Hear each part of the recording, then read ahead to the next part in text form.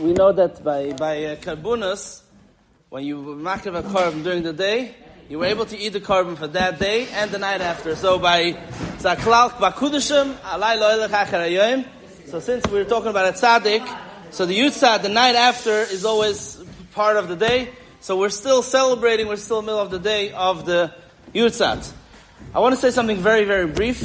I'll start off with the story which I heard last night. Actually, this morning, 2:45 a.m., I was driving to the oil, and I turned on to listen to something. And someone told a very interesting story. He was a bucher in Yeshiva, Melbourne, Australia. And at that time, somewhat how a bucher, a teenager, who didn't come from a frum background, ended up in Yeshiva. He started asking questions, learning a little more about Yiddishkeit. At that time, there was once, middle of the summer, the camp got back from the camp. The camp was over. They came back to 770, and they were davening mincha with the Rebbe. And after mincha, the Rebbe spoke to the kids. The Rebbe spoke in Yiddish, but they had someone translating it to English, and this sikh was broadcasted all over the world. So in Melbourne, Australia, they're listening to what the Rebbe is saying, and the Rebbe is speaking about was Parshat V'Schanan, how every little detail is very important. Just like Anochi Hashem Elokechu, the same as V'choil Hashem Elokechu, every little tiny thing that belongs to someone else, you have to cherish, and it's important, just like Anochi Hashem Elokechu, which is the fundamental of Yiddishkeit. Afterwards, this kid comes over to the Bukhrim and tells them that, I just found 2 coins.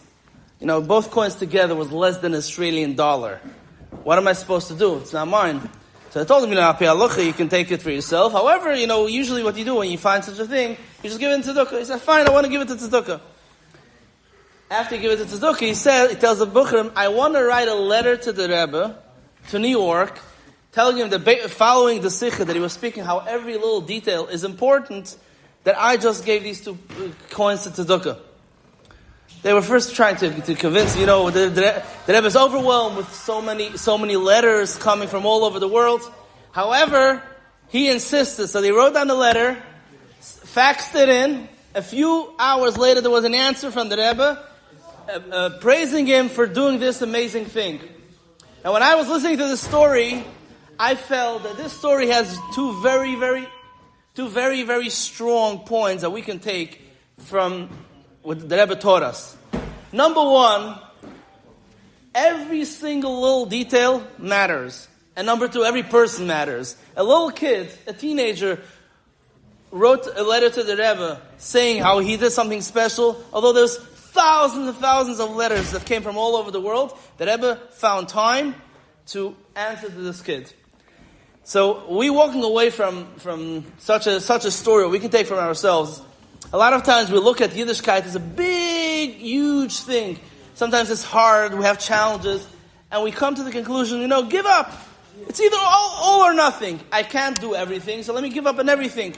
From this story we see that it's not all or nothing. Focus on one little tiny thing. You didn't do yesterday, do it today. You're not going to do it tomorrow, but do it now. Every minute, let us ask ourselves, what can I do to connect to Hashem, that my neshama, who is down here in this world, should be connected to its source, Hashem, through one little mitzvah. Whether it's Shabbos, sometimes people think, okay, this Shabbos I already did something which is Chil Shabbos. Who cares? Right now, this minute, sometimes like example, probably the kids that come to my house have already heard this a million times from me. But if sometimes someone is binge watching, and if this doesn't apply to you, just skip it. But if someone is binge watching on Shabbos, he watched 3 episodes, and then is the up next button, and he decides, it's Shabbos, I'm not pressing up next. He just kept Shabbos. So if we're going to look at ourselves every single time when I do something, I'm appreciated.